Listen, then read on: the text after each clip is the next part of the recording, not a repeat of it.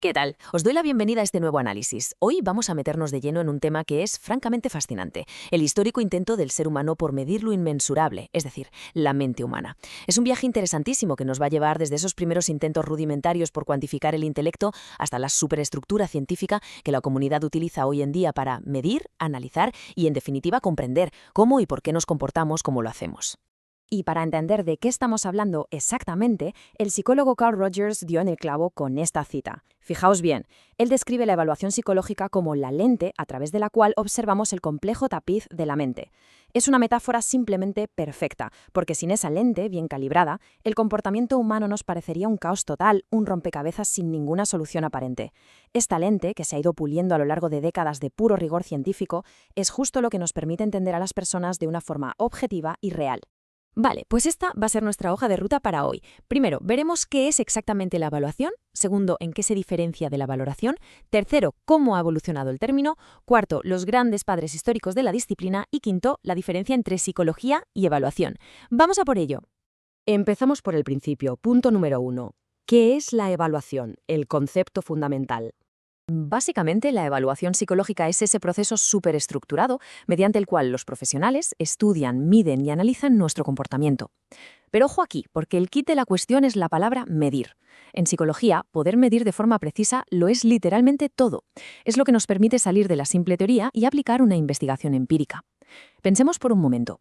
Gracias a esta medición podemos convertir algo tan abstracto e intangible como puede ser una profunda tristeza en una escala clínica de depresión totalmente medible y cuantificable.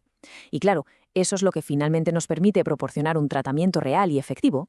Si no pudiéramos medir, todo se quedaría en simples opiniones subjetivas, y eso no nos serviría de mucho.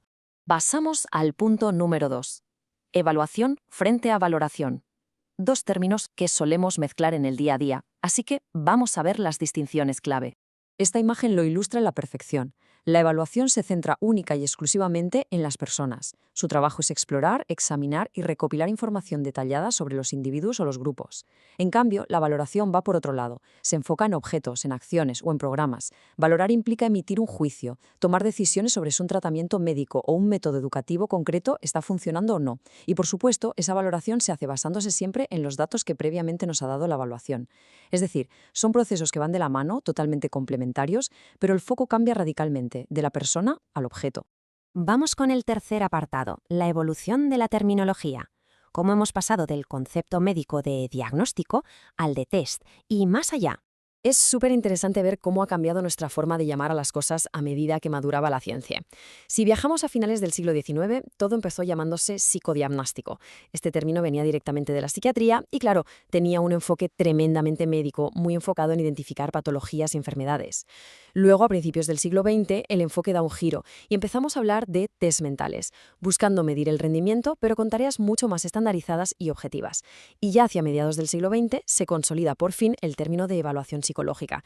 Y este fue un verdadero punto de inflexión, porque es un concepto muchísimo más rico. Ya no es solo aplicar una prueba y punto, sino que integra muchísimas fuentes de datos, entrevistas, observaciones.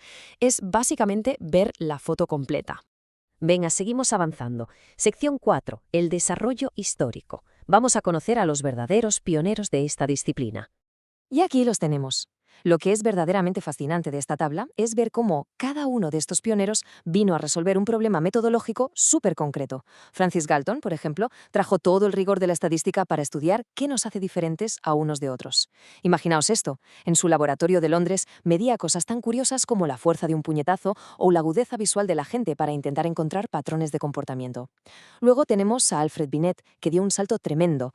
Él llevó la medición hacia funciones cognitivas superiores y acabó creando el primer test de inteligencia real de la historia. Casi nada. Y finalmente, James McKim-Cattell. Él fue quien se inventó el término test mental y se convirtió en el gran defensor de medir las cosas de forma estandarizada y objetiva, proponiendo el uso sistemático de baterías de pruebas. Así que sí, la paternidad de esta ciencia se la reparten indudablemente estos tres gigantes. Pero claro, este trío de oro no construyó toda la psicología moderna en el vacío, ni mucho menos. Hubo otros grandes nombres que aportaron piezas absolutamente clave al rompecabezas. Ebbinghaus, por ejemplo, desarrolló pruebas pioneras para evaluar la memoria directamente en el laboratorio. Kraepelin elaboró un sistema súper estructurado de clasificación para los trastornos psicopatológicos que francamente sentó las bases de todo el modelo médico moderno.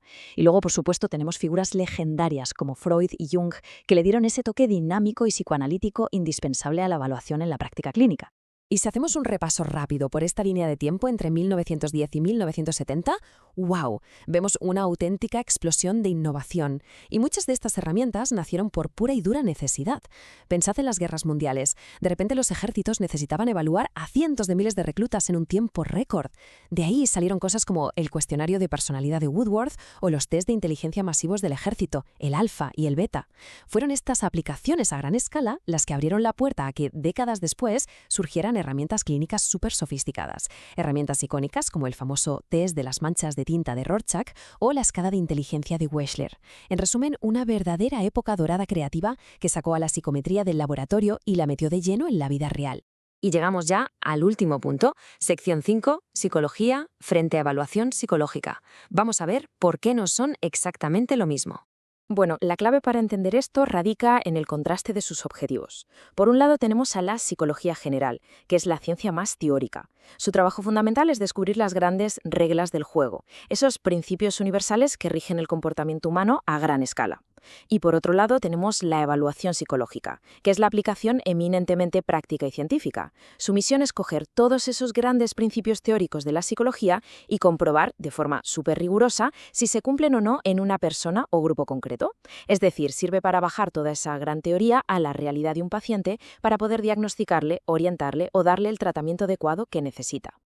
Y todo este recorrido nos deja con una reflexión final bastante potente para cerrar nuestro análisis de hoy. Hemos visto claramente cómo esta lente de la evaluación ha evolucionado muchísimo, desde esas curiosas pruebas midiendo la fuerza de un puño en el laboratorio de Galton hasta los complejos test estandarizados del siglo XX. Pero claro, el avance tecnológico nunca pisa el freno. Entonces, cabe preguntarse, ¿cómo transformarán herramientas actuales como el análisis de macrodatos masivos o la mismísima inteligencia artificial nuestra forma de medir el comportamiento en las próximas décadas? Es desde luego una perspectiva alucinante que nos invita a seguir investigando. Ha sido un auténtico placer compartir este análisis hoy, esperando haber arrojado luz sobre los verdaderos cimientos de la evaluación psicológica. Hasta la próxima.